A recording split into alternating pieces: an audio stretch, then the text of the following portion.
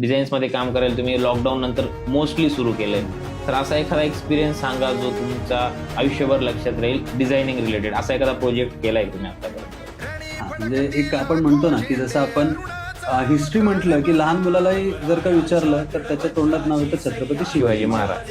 तर शिवाजी महाराजांनीच आपल्याला प्रेरणा दिली आणि त्यांच्यासाठी त्यांच्या रिलेटेड गोष्टींवरती आपण काहीतरी काम करावं हे बरेच वर्षापासून म्हणत होतं, पण तशी अपॉर्च्युनिटी यायला हवी. बरोबर. आणि आत्ता रिसेंटली आम्हाला ती एक अपॉर्च्युनिटी आली.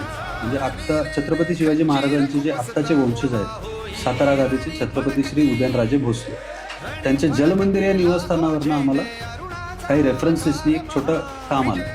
तर त्यामुळं आम्ही तारा राणी म्हणजे छत्रपती शिवाजी महाराजांचा दुसरा मुलगा राजाराम राजे, त्यांची पत्नी तारा राणी बाईसाहेब की ज्यांनी स्वराज्यासाठी खूप मोठं कॉन्ट्रीब्युशन दिलं, ते आपल्या सगळ्यांना माहितीच आहे.